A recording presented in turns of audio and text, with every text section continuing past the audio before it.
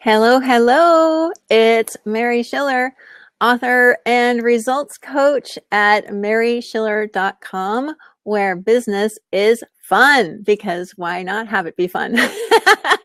I'm so happy to be here with you today, chatting with you about how to actually stop trading time for money. Yay, because who doesn't want to do that? So I want to welcome you to this call. If you're joining me live, that's amazing. If you are watching on the replay, that's equally as amazing.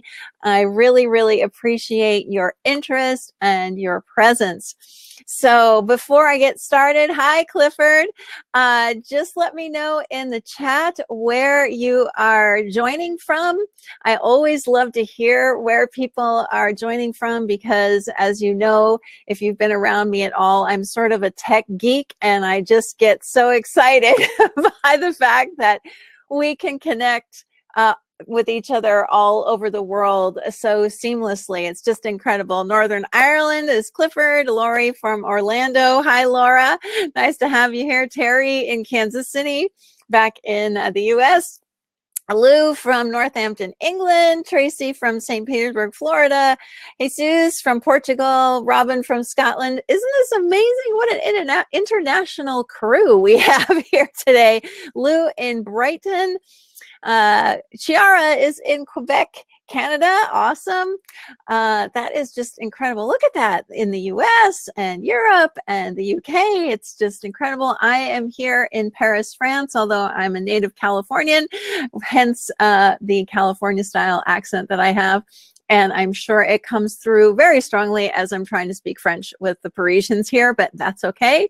As a little aside, yesterday, I had a doctor's appointment, and neither the doctor nor the assistant spoke any English at all. And so it was quite interesting going through a rather lengthy appointment and a little procedure without speaking any English, but they were very kind and they spoke slowly and, forgave my mess ups. So that was very nice. Hi, Doug. Oh, it's great to have you here. Thanks, everybody. Gosh, this is so much fun for me. And I want to preface this by asking you guys to, if you don't have something to write with, you might want to take a few notes during this conversation we're going to have. And as always with these conversations, it's very casual. I don't have any slides. I have some notes that I'm going to be looking at just to keep myself on course during the hour. But it's really a conversation between you and me. So you can type into the chat. And if you have a specific question, it's really helpful to put it where it says ask a question, because then I can mark the spot on the replay recording, which will be right on this page, by the way, when I'm answering that question. So if you come back to watch the replay and you're curious, you can just hop right to that spot on the recording, which is really cool. Hi, Suzanne in Denmark. Awesome. Beautiful. Oh, gosh, I love it. So have you all got something to take notes with? Either, good old pen and paper like I like to use, or on your computer or something, because I think you're going to uncover some very interesting gems, I'm hoping, as we chat. Robin's all ready. Excellent. How many of you still use a pen and paper to do stuff with? Now, as I said a moment ago, I'm definitely a tech geek, so I do use tools. I'm a huge fan of Google Docs, and I also email myself all the time. But I can't leave the house without my pen and paper in my purse or my backpack, because it just, if something occurs to me, I just like to write it down and scribble it before I forget. Yeah, pen and paper for Laura. Lou says yes. Well, Lou, the artist, of course, you're always sketching. Hi, Yolanda. Nice to see you. Very close to France. Awesome. I'll just wave at you then, Yolanda. Can you see me?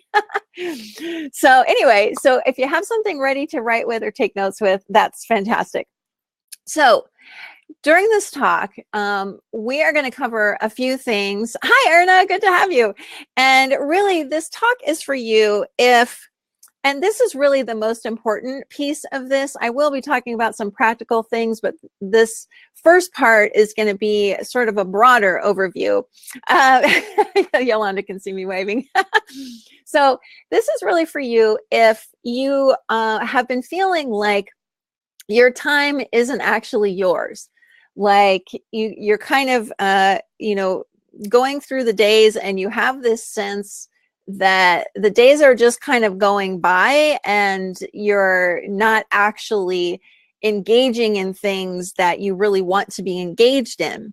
So if that is where you are, then this talk will be helpful.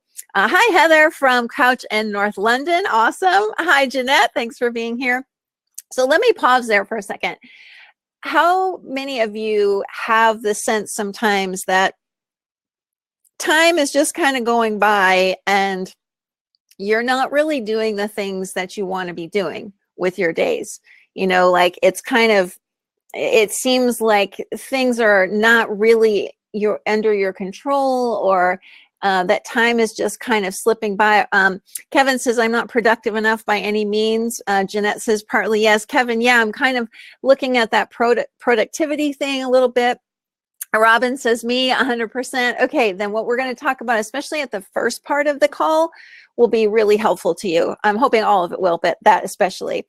And also, you want more time in general to pursue the things that are interesting to you.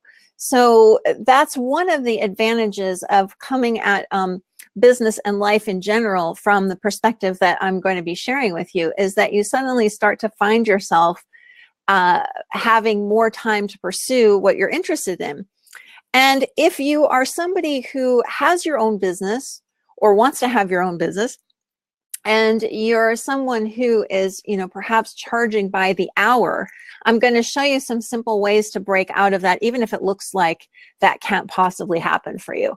So are you guys ready to get started? Because I am. I'm really looking forward to this. And it's interesting because the topic of this talk really relates to some things I've been changing in my own life recently. So I'll share those with you as we go along. So if you're ready to take notes, the first point I want to make is the most important point.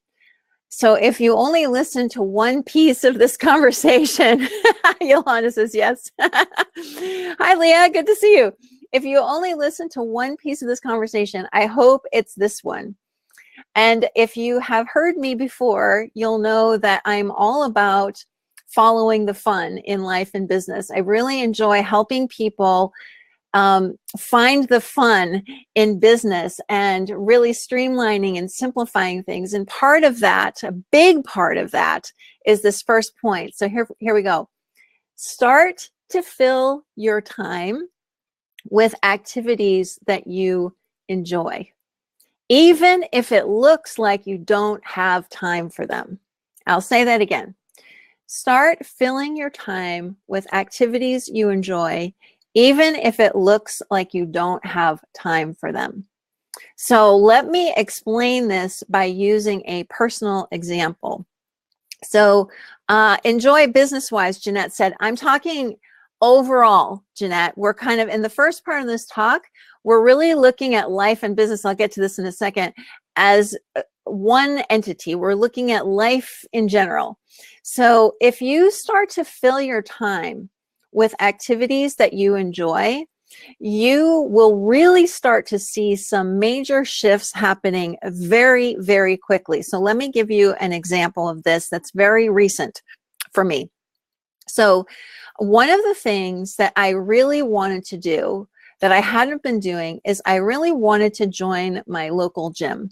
So the gym, I timed it today, is a 7-minute walk from where I live here in Paris. So there's no excuses for me not to go there. And I had really enjoyed going to a gym when we lived in New York City.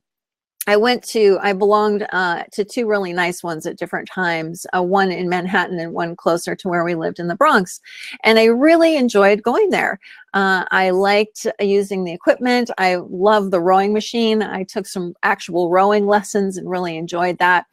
And I also love swimming. And so while there are a lot of public pools here in Paris, I kind of wanted the convenience of having everything in one place. And so a couple of weeks ago, I just was like, I really, really want to join a gym. I want to go use the rowing machine. I want to take some classes. I want to use the pool. There's a pool at this one. And so I just said, I'm going to go do it. So I went there. My husband and I went. We got a tour. We found out all the information, and we signed up for a year's membership. And ever since I did that, you know what has happened? It's been very easy for me to have the time to do it because I really enjoy it. At first I thought, am I going to have time for this? I'm pretty busy with all of the business things I'm doing. Where am I going to fit this in? But almost instantly, it was like time just showed up in my calendar for it. At a certain time of day, I noticed that instead of just kind of screwing around on the computer or, whatever, watching something on Netflix for a break, I am now going to the gym because I enjoy that a lot more.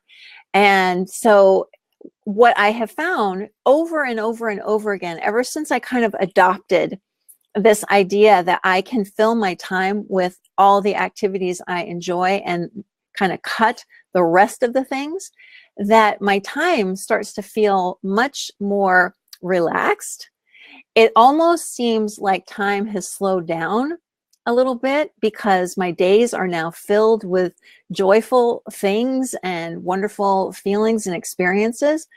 And so what I want to ask you is, what is just one activity that you can think of that you would really love to integrate into your days on a regular basis? Something that you're not doing now, but something you really, really, really want to do. Kevin says, I have a 5-yard and 20-yard vegetable plot, which I generally try to make time for maybe an hour a day. Well, that's fantastic, Kevin. That's excellent. Is there something else that you want to try to start to integrate into your day? So let me know in the chat if there is something that, when you think about it, it's like, I really want to be spending time doing that, but I'm not, and another thing that is on my mind is that my husband bought me an electronic piano keyboard for Christmas. And so that's another thing that I'm going to start incorporating into my days. I may take a break from what I'm doing and go play for 15 minutes and then come back. Jeanette says walking. Walking, Jeanette, that's one of my favorite activities to do here where I live because there's always so many wonderful things and interesting people to see. Robin says blogging and writing. Yolanda, Zumba or beach walking. Fantastic, fantastic. Who else? Yoga, Laura says. Hey, Laura, just a little hint on that. If you haven't found Yoga by Adriene on YouTube, I highly recommend that. I just started her newest 30-day routine. I think it's called Dedicate, and it's pretty cool. Kevin, I would like to watch a bit of Gaia TV, never have the time, and so informative. Excellent. Yeah, Laura, check it out. It's really great. And what's cool about that is it's a 30-day thing. And so you just do one thing a day and pretty soon you find the time for it. So of the things that you've said here, and if you haven't said anything in the chat, that's cool too. I'd love for you to make a little promise to me and to yourself. And you can type this in the chat. And say something like, depending on what time of day it is where you are, I will do this thing today. Or if it's later in the day like it is for me, I will do X tomorrow. And I want you to follow through with it. Follow through with it. Oh, Leah, her name is Adriene. Yoga on YouTube. Yeah. Thanks, Shannon. Oh, thanks for being here. So I want you to type that into the chat. I promise to do whatever that thing is. If it's early in the morning for you, then say today, because I want you to start as soon as possible. And then if it's later in the day like it is, I want you to say, I promise to X tomorrow. So for me, Oh, Kevin says, I promise to watch a bit of Gaia TV tomorrow. Tomorrow morning, I'll walk. Jeanette says, I'm going to say tomorrow, I'm going to play the piano for 15 minutes during a break. Awesome.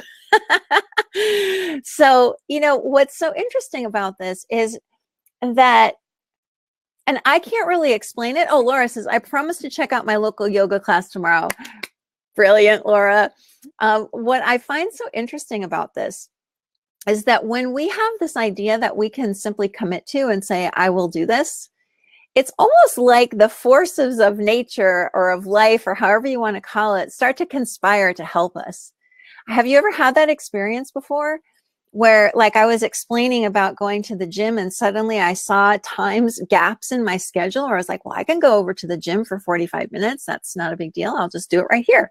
It's like suddenly gaps of time open up and make it possible for us to do these things. Yolanda, I promise to walk on the beach tomorrow. That's a nice promise. Trish, I promise to practice guitar for 30 minutes tonight. Fantastic. Awesome, you guys. This is so cool. And so, the other thing that I have really enjoyed about this process is that it's a very kind of lighthearted commitment to doing something, because it's not like saying, picking something that we really don't like doing and saying, I'm going to commit to doing this every day, even if I hate it. It's not like that. It's a way of saying, this is really important to me, and it's something that I want to spend more time with because it's my life. This is how I'm spending my time here on this earth, and it's something that really means something to me, and it's something that I want to spend more time doing. There's a lot of things that I think we do that maybe aren't so meaningful. And I think Kevin maybe was the one who was talking about productivity a little bit, that when we start to move towards the things that we enjoy doing and we start filling our time with those activities, you would be amazed at what happens to your level of productivity. I don't really understand how this happens, but I just know that this is true, that when I start doing more of the things I want to do, they start seeming effortless. And then other things start to seem more effortless. Have you guys ever had that happen before, where suddenly things started to get easier for you? Laura says yes. Leah, I promised to book a yoga class online today at my favorite yoga studio. Fantastic.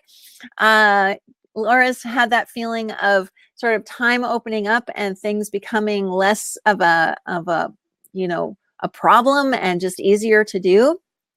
Kevin, greater focus is natural if you're enjoying what you do. Absolutely. Jeanette and Lori have had the same experience. And so, when we are trying to free up our time, we can do that very simply by starting to do the things we want to do, not worrying about, oh my gosh, do I have time for that? What do I have to drop? No, we don't have to go there. We can just start to fill our time with the things we want. Hi, Steve. I promised to record a 5-minute audio. Fantastic. I may email you guys tomorrow and see if you've actually done it. Okay. Fair warning, you may get an email from me. So be on the lookout for that. Let's see. All right. There's a couple of questions here, and I see one from Verena that I'm going to answer because it relates to what we're just talking about. So Verena, thanks for posting this question.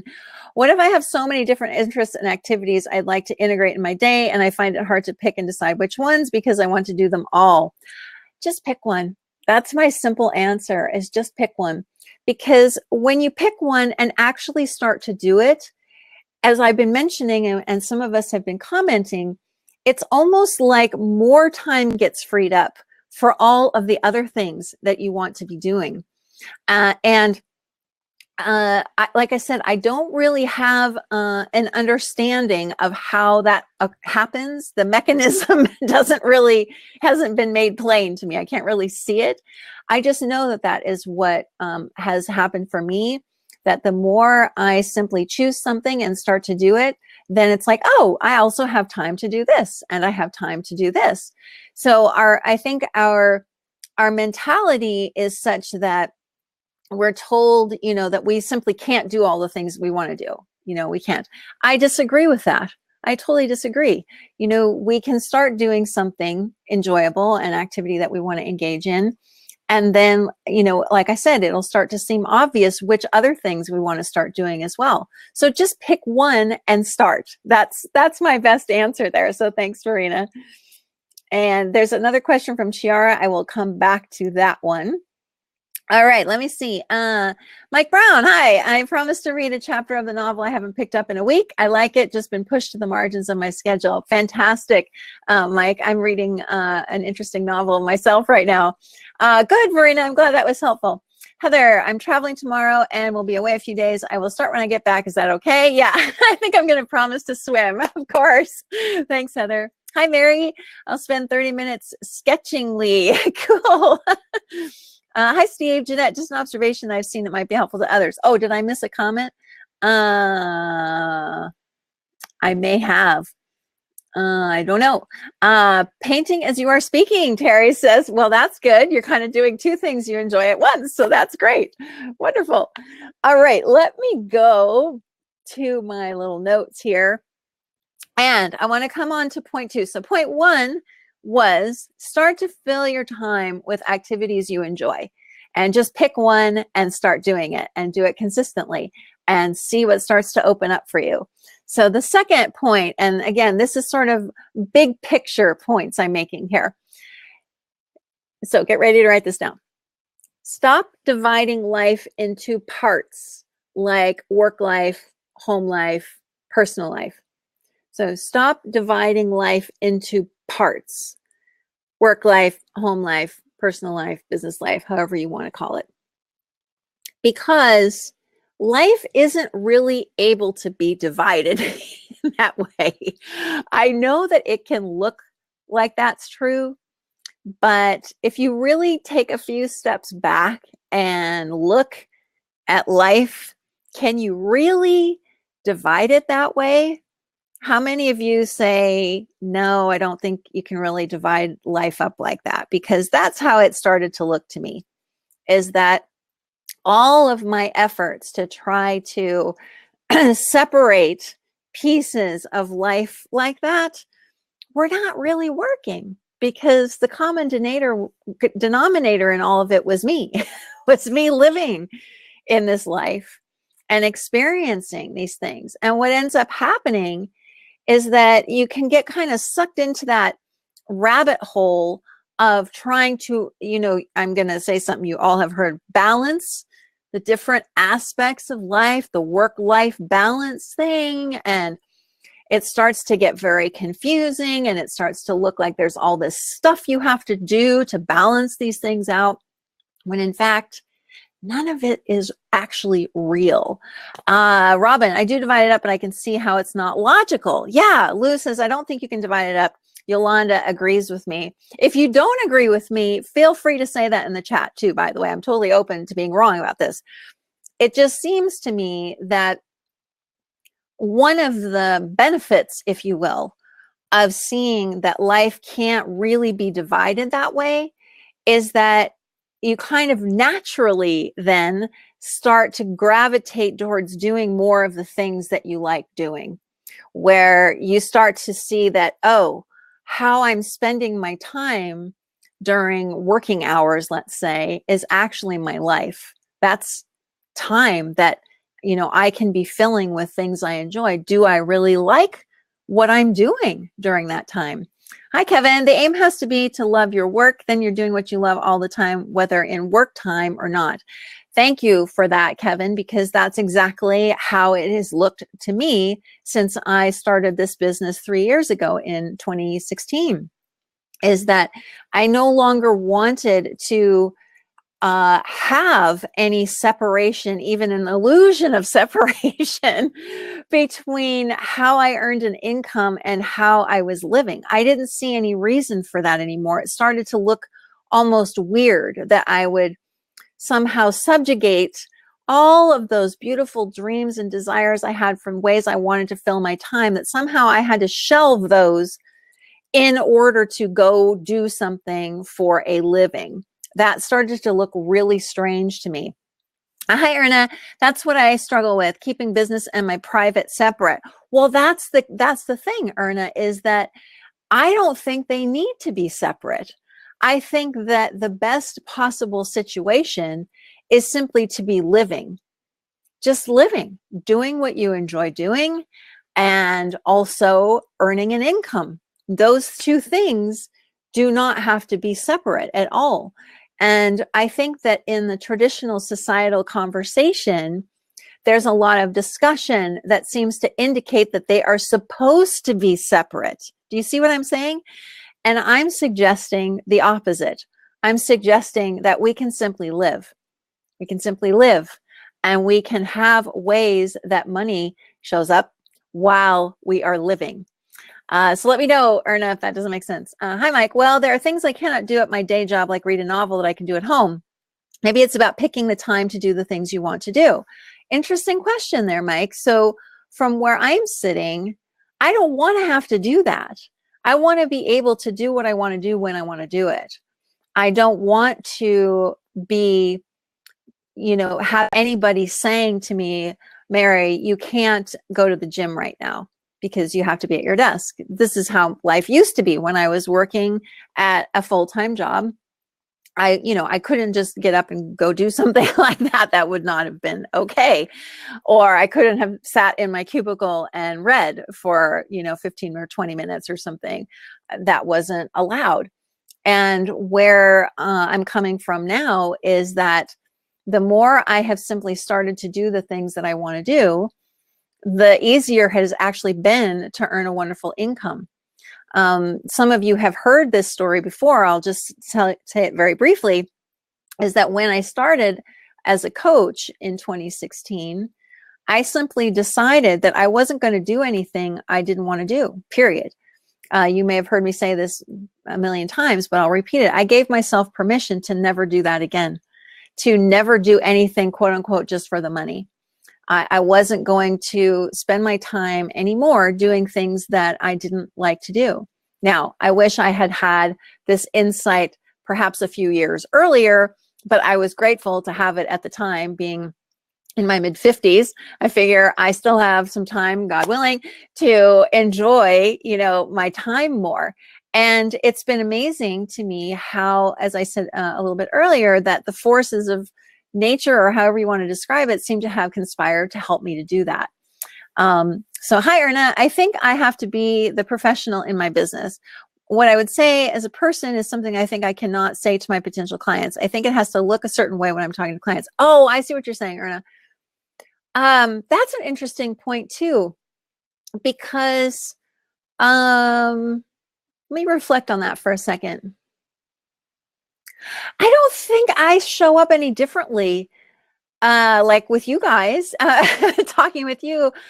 I feel like this is how I show up with everyone in my life. I don't feel like I speak to my clients any differently, really. I mean, maybe the topics are different, but I think that I'm simply speaking from the heart and trying to be helpful and, just myself all the time. I can say for sure that when I was in that job, there was no way I could have shown up as real Mary in that job every day. That wasn't acceptable.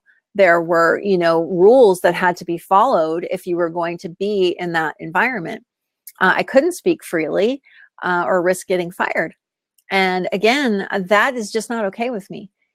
I don't want to even attempt to try to divide myself up in this way with different versions of myself. A, it's not fun. B, it's not real anyway. And C, it's just way too much work.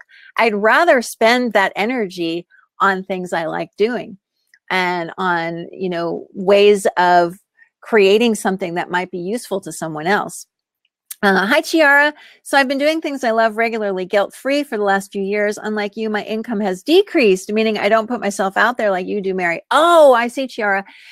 There is something to that. In fact, I was just thinking about this shortly before this call, that, and I think this relates actually to what I was just saying to Erna's comment. that, we are free to show up as what we are. There really aren't any rules about that. And in fact, that's probably been the thing that has helped my income the most, is simply saying what's on my mind and trying to be a helpful person, because I enjoy doing that. It's one of the activities I enjoy, is trying to create something that's helpful to people and be a consistent presence for people. That means a lot to me. And I think that has helped my business as well. So Chara, if you have a specific question about that, I'm happy to answer. Hi, Erna. I have a very different view at life that I think people will find me weird if I do. Erna, I don't think you're alone there. And I think that in the back of my mind, I have some fearful thinking about that too. I just don't worry about it anymore. I figure some people will be, how I am and how I come across and the things that I teach and share, and other people won't, and they'll be inspired by someone else. And there's millions and billions of people in this world to be inspired by. And, if I can impact just a few of those, I'm happy to do that. I also don't go on Facebook Live on my personal page because of that. I don't do that on my personal page either. I guess if I had to say that I keep something separate, it would be on Facebook, but it's mostly because of their rules. Frankly, if they didn't have, rules of about the crossover between business and personal, I would probably be doing most of what I'm doing on my personal timeline. But since they kind of are picky about that, I keep that off to the side. Okay, so far we've talked about two really, really big points. And if you only walk away with this from this presentation, this chat today, with these two ideas, these are really the most important ones. The first one is start to fill your time with activities you enjoy. And I am going to follow up by email. I just decided I'm going to email all of you at the end of the day tomorrow and see what happened. If you followed your promise or fulfilled your promise, and stop dividing life into parts, because it actually can't happen. So now, are you ready to move in from that sort of larger discussion into something that is specific to business, like what you can do business-wise to stop trading time for money? Who says, yes, you're ready? Let me know in the chat. Because, when I was, oh, great, Robin, thank you. When I was in that full-time job, I see lots of me's, cool. I was essentially getting paid to sit in that cubicle. Oh, let me go back here to Chara. Yes, Mary, makes sense. Just showing up being me. Not sure why I have apprehension about doing things like webinar. You're ready. All right. Chara, maybe that could be something you could try over the next couple of weeks. Oh, great. Thanks, Leah. All right. So when I was sitting in that cubicle for 8 hours a day, I was literally getting paid to sit there because in any traditional job, there's lots of time when you are at that job when you're actually not doing work. Would you agree with that?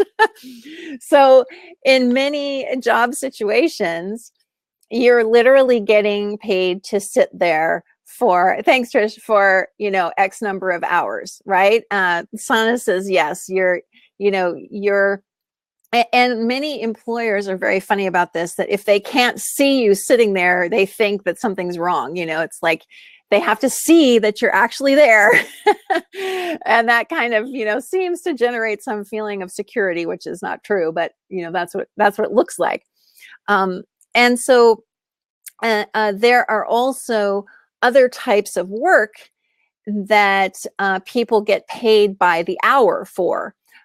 Such as if you're some kind of a therapist, whether it's a psychologist, counselor type person, or a massage therapist or something like that, you may be paid by the hour. Or if you're some kind of a caregiver, you may get paid by the hour, things like that. What I see also is in the entrepreneurial space, and at first this looks logical, but when you start to pick it apart, it's just not logical at all. I see a lot of people who start their own business, let's say as a consultant or a coach or something. And again, they're still charging by the hour. So they'll say, you know, 4 coaching sessions with me is $400. And so what they're really saying is, you know, each session costs $100. And again, that is still in that time for money kind of frame of reference.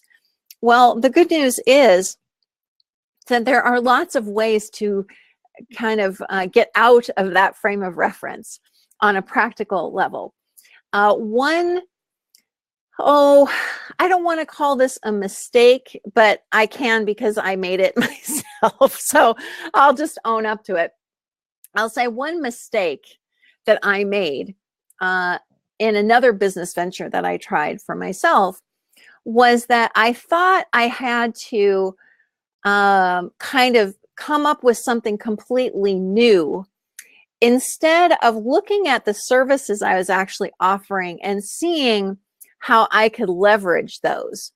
So, for example, in a previous venture that I tried to do, I was building websites for people. That was part of what I did. And I also was creating animated marketing videos.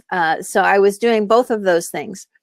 And I was having a really hard time getting any traction whatsoever because my income was based on the time it was taking for me to complete those projects. And I don't know why this didn't occur to me at the time, but it didn't. So, you know, it never occurred to me, for example, that I could create some kind of training course, kind of a do-it-yourself training course to teach people how to make a simple website. Or I could teach people how to use this incredible online video animation tool that I was using. It just never occurred to me that I could take the skills and the services that I was offering and leverage those. So instead of going in that direction, I just dropped the entire thing and put my total focus back on my full-time cubicle job, which I was not happy in. So I think that there are many, many ways that we can start leveraging what we're currently doing to reach more people. Another area that I used to work in was as a copywriter. So I wrote people's websites, for example. And again, I was getting paid pretty much by the hour, even if I quoted for the project, like if I was going to write, 5 pages of someone's website, I was still in the back of my mind thinking, how long is this going to take me? How long is this going to take me? Instead of seeing that maybe there were other things I could offer in there to enhance the value of it so I could charge more. Or maybe there was a way that I could teach a class to people on how to become a better copywriter, how to write a great homepage, how to write a great email series, that I could teach those things. I could leverage my skills and my time to reach more people. So let me pause there and see what comments you have. Is there something that you do right now that you deliver maybe on an hourly basis or one-to-one that you think you could maybe shift, even if it's just partially, into some other form or some other format? And while you're thinking about that, I'm going to go to the question here. Okay. Oh my God, I'm suddenly getting lots of ideas from you. Oh, cool, Chiara. I was just about to answer your question. Let me, write those ideas down. I'm going to answer your question here. I actually very much enjoy working with groups, live and one-on-one. Would love some tips to still do what brings me joy, like working live with people. As I type this question, funnily, answers are emerging. I still would love your insight on this. So one of the things that I have learned in the past 3 years is that I started working with people one-to-one because that was what coaching looked like to me. And I still do one-to-one work. In fact, I'm going to invite you, if you'd like to do that with me, I have a way for you to do that. But I also started to see the benefits of working with groups. And I started to see the interaction amongst people. And that when I would teach groups, there was learning happening in the group that I could never have predicted. And it was so amazing to see all that beautiful creative energy, even on a call like this or on a Zoom call. So I was pleasantly surprised at how rich that environment can be. So, you know, if you're doing it live, I'm telling you, in a group, it can be an amazing experience. So I really encourage you to do that, Chiara, and everyone, if that's interesting to you. Let me go over to the chat. Let's see. Whoops. Let's see. Heather says, singing lessons. I also do a weekly group course, but would like to extend it to a far wider audience. That sounds good. Hi, Laura. Yes, even though I package my coaching, it still breaks down by the hour. I'm going to talk about a little bit about that in a second. So hold on there. Kevin planned to write a book utilizing knowledge picked up working with individuals. That's another idea I've got. Erna, your Let's Make Money Honey group was great. Yeah, wasn't that fun, you know, because we really got to share a lot of ideas in there and things that I couldn't have come up with on my own. Hi, Leah. I tried it out and we'll try it again, but at the moment with the clients want something different. You know, Leah, that's a really good point. I'm glad you said that, because it's wonderful to respond to what people want. Totally get that. I tend to do that as well. However, I only do that if it's something that I really want to do. So I'm just putting a little caveat there. Okay, so that's one idea, is we can go from this hourly thing, you know, working one-to-one with people, or pricing things, thinking, you know, how many hours is going to take. We can move from that into doing something that's more of a, what they call one-to-many, or teaching, or working in groups. And another thing that is really, really big, and Laura, this will start to address your question, is that we can review our pricing, okay?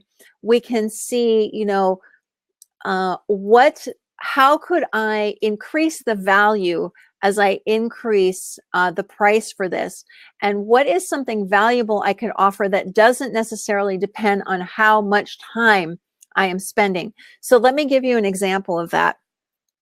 So something that I'm developing right now is a new course that I'll be able to teach it live, or I can offer it as a do-it-yourself. I'm still putting it together, but it's something that I could offer to any new one-to-one clients who sign up with me. And it's an incredible amount of value that they would be receiving for that, but it doesn't depend on my time to deliver it. So even within a one-to-one context, you can still bring something else into it that doesn't depend on your time. Another aspect of one-to-one coaching that I've done that people really appreciate is unlimited access to me via email at the same time. Now, that is a really nice benefit, if you ask me. I'm kind of on call for you 24/7, but at the same time, it's not a reflection of, you know, how many minutes is this taking me? You know, how much should I charge for this? It's just simply included in the whole price. So it starts to get virtually impossible to break things down like that. So you can start to envision the services you're offering from a much wider perspective. So Laura, let me know if that was useful to you. Good. I'm glad that makes sense, Leah. All right, here is a question from Verena. Is there a way to leverage my time work if I'm working as an employee in project management, or is it just possible for people working in their own businesses? You know, Verena, I am convinced, I could be wrong about this, but I'm convinced that employers would actually, at least many employers, would love for their employees to come to them with some new and creative ways to make things better, to make things more efficient. And so if you could come up with something to present to them that would save them time and or money, and that also means that it benefits you in that way, you have a good chance of them saying yes. So kind of think from the employer standpoint, like what would really be useful to them that, you know, side benefit could also make it so that I'm not getting paid simply for the hours that I'm putting in. So let me know if that's useful, Verena. Thanks for the question. I appreciate it. Oh, good, Laura. I'm glad to hear that. So we've talked about on a practical basis, going from solely one-to-one to one-to-many to including other things that can add value and can also allow you to raise your prices so that you're really giving people a lot for what they're paying for, and many of those things do not have to equal your time. For example, if you let's say you're somebody who works one-to-one in any capacity, it could really be a lot of different services I could imagine, and you find yourself having almost the exact same conversation during the first session, or there are things like that that are just taking a lot of time repeating yourself. Record it, make sort of an onboarding process for people, and then you can include that as something of value that they can have and keep, something that really gets them off to a great start. And yet you're not having to repeat yourself over and over and over again. I kind of did that in a way when I was a writing instructor for university, where students made some similar mistakes over and over again. So I had this bank of responses, and I would just click and send it to them, and then I provided that this whole big thing for them. Here are the common mistakes I see, and here are the common ways to fix them. So I was no longer having to spend all that time repeating myself all the time. So let me know if that was useful. All right, well, nothing comes to mind at the moment, Verena, but sit with that and see what happens. So another way to really take back your time is, and I know this is a thing for people, they don't want to let go of things, but there are certain things that don't need you in the mix. There are certain tasks that can be done by someone else. It doesn't all have to be you. So you might, if you're working for yourself, you might want to review every single thing you do related to your business and see what could be either outsourced or streamlined or frankly dropped entirely. One thing that I've been talking with a lot of my one-to-one clients about recently is when you use social media to share things about your business, it really helps to just pick one social media channel, just one. Focus on one and see what you can get going there, because otherwise your time is just being spread out amongst all these things and the impact isn't happening. So consider how you can streamline things like that. Hi, Laura, you've got me thinking. I have a project that seems unique to a specific client I have. But what if there are common features that could be useful to other clients? Perhaps I could figure out a system that's scalable, and then I could work one-to-one with a client who needs something more specialized. Yeah, meaning the bulk is relevant to a larger audience. And if a client needs something specific to their needs, it's an add-on. That's a great one, Lori. It reflects something that I'm working on for the spring, where I'm going to put something together that answers a lot of questions people have about online course platforms. It's a question that I'm continually asked, and I have an advanced degree in online learning, so I have a lot of understanding of what makes a good platform and what doesn't, and what features to look for and what ones really don't matter. And so I decided that that's going to be something I'm going to put together for people, is a program that really walks them through different things that they might need, things that they might not need. And that is something that I often say one-to-one to people that I don't really need to do anymore. So again, going back to what I was saying a moment ago, that's the kind of thing that you can prepare if that in your field of expertise, something you hear repeatedly from people, you can present it to them, and that looks and is really valuable to them, and is something that they then have that you can now include as a bigger value item in what you're offering. So another thing that you might want to consider is there someone that you could train to do what you do? So for instance, if you are offering something that includes a Facebook group that you facilitate, could you train someone to take that over for you? So you could be, maybe you could come in once a week or something, but the daily upkeep of the group and the daily conversation, maybe there's somebody else who could do that, so that your time, your expertise time, is then being used where it's most valuable and where you can get paid for that. So that's another thing to consider, is where could you train someone to do something that you're doing that's really not the best way for you to use your time.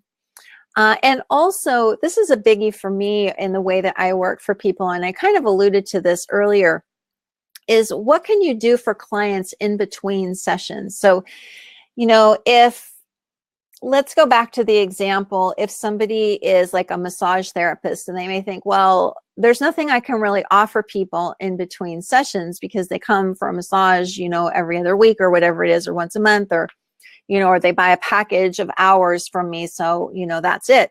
Well, that's not how it looks to me. It looks to me like there are myriad ideas of things that you could prepare for people, that you could create for them, that could help their sense of well-being and health between sessions, that would allow you to be of incredible service to them, so that they'd be recommending you everywhere, and B, you could raise your prices. And the things that you could create don't necessarily have to be personalized for each person. Like Lori was saying, there are things that are common across the board. Think about what those are and address them. And then you're really starting to leverage your time. So let me take a quick pause there.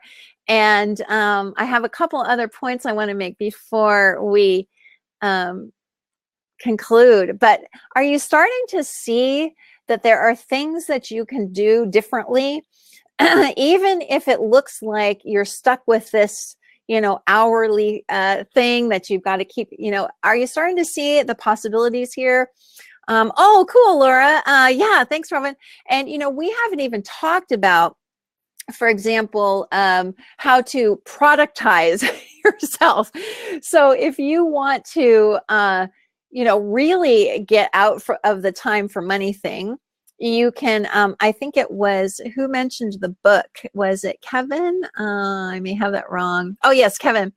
You know, like I have done, I have lots and lots of books on Amazon. And those are essentially me helping, you know, tens of thousands of people without my actually being there to do it. So you can look at how you can take your beautiful creative energy and your expertise and how you can put it into things that are accessible to people 24/7, where you don't have to be there delivering it yourself. I think, I just thought of this, so I'm going to just say it. I think a lot of us think we're a lot more necessary than we are. You know, like I'm sure there are a lot of things that I could be doing to take my personal self, you know, my time, my, you know, whatever, out of it and put it into something. In fact, that's something that I'm really looking at this year. I love teaching classes like this online and having talks like this online live, and I don't ever want to stop doing this. But there are, like I said, a lot of things, a lot of questions that I answer over and over again that I could put into some kind of, you know, training program that doesn't have to cost a gazillion dollars, but would really be useful to people and also be a nice source of income for me. So, you know, start to look at what you're doing and really, you know, analyze it in a fun way and see what you can pull out of there. Leah, yes, I just did that this week, 14 videos after the coaching. Oh, awesome. That's fantastic, Leah. Great. So one thing I want to say about the product creation thing before we kind of conclude this is that people can get really stuck on this, and they get intimidated by the tech pieces and things like that. And I would suggest doing something that really doesn't seem hard. You know, I'm not one of these people who encourages people to work hard. I'm kind of the opposite of that. It's like, let's do the easy thing. Let's do the simple thing. So, you know, if you have no interest in writing, don't go write a book, is what I'm saying. You know, unless that really sounds like something you want to do, like a mountain you want to climb. Pick something that you already know how to do, or is so simple that you could learn how to do it very quickly, like record audios. You know, most of us have the equipment for that already. It doesn't require anything, big, fancy, expensive. So start simply and easily with what you already know, instead of, setting some humongous, gigantic goal that is just not even in the realm of feasibility at this moment. I would rather see people do things that are easy, that they can complete relatively quickly, and see some results and some quick wins, if you will. Does that make sense, what I'm saying on that? That you don't have to learn massive new skills in order to create something in terms of like a product or anything like that. It can be something that's already within your wheelhouse, something you already know how to do. Oh, good, Jeanette. Yeah. And also, here I am again, the tech geek, but there's so many amazing people in the web development and a software and online world that I just admire so much, who have made it easy for us to offer things like that without having a website, without any of it. I mean, if you guys have heard me talk much about this, you know that I love Gumroad, PayHip, Teachable. I'm now using a wonderful service called Kartra. All of these kinds of platforms make it so easy for us now to do these things, that technology is no longer a barrier to us at all. In fact, it's a helper in helping us to get out of this time for money thing and really have the time to start doing what we enjoy doing more and more and more. And I happen to find this creative aspect of business of how can I help more people at once? What is something that I can create once and get paid for over and over again by people who really would appreciate it? Those are really exciting and creative questions to start asking yourself. Yeah, the other one is PayHip, Kevin. Gumroad and PayHip are similar, and they're platforms where you can sell digital downloads. And Gumroad is slightly superior, in my opinion, in that it offers some cool things like video streaming and video rentals. Like you can put videos up there that people can rent and watch over a certain period of time, and then the rental goes away. So that's kind of cool. So I just love all of that stuff. So I guess what I would say in conclusion here, let me just kind of wrap up. We've been talking about the fact that one way we can sort of reclaim our time and stop doing this time for money thing is to start doing more of the things we enjoy. Just simply start doing them. If you have lots of things, then pick one and start there. We can stop trying to divide life into all of these parts, because that's just not how it works. We can ask ourselves how we can start leveraging what we're already doing, and instead of trying to invent something totally new, just look more closely at what we're already doing and see how we can leverage that, and what more value we could offer in ways that people might appreciate even more. They don't need to hear, we don't need to deliver the same thing over and over and over again. We can find ways to make it better for ourselves and for the people who are our clients. And we can also look at fun ways to turn ourselves into products, productize me, So many options are open to us, and it's such a creative field. So has this been a helpful talk? I sure hope it has. And if you didn't want to post a question publicly on here, please feel free to reach out to me by email, mary@maryschiller.com. I'm always happy to answer. There is a green button here that says ready to take back your time. Get on a call with me and let's do this. I am offering some one-to-one coaching called Bold Business Coaching, where I help people to leverage their time and make some bold moves in their business and see some quick results. So if that is of interest to you, I would love to have a conversation with you about that and see what we can do right on that call, because my whole aim is to value your time, and during that half hour we can make some stuff happen right then and there.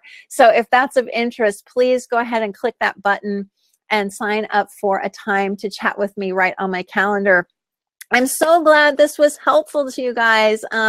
Thought-provoking is good. The lightness, Jeanette, I don't take things seriously. I I try to just love every minute of life. And even if things go cuckoo crazy, it's like, okay, well, that's just what happens, you know?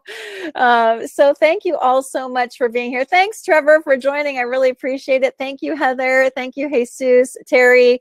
And again, you know, feel free to reach out to me personally. I'm going to just put my email here. If you want to do that, I'd love to hear from you. And I really hope that you sign up for a time to chat with me personally. I'd love to hear what you would like to accomplish working for yourself and really creating the life and business that you dream of. That's just what I'm all about. So thank you so much. And I will talk to you again very soon. Bye for now, everybody.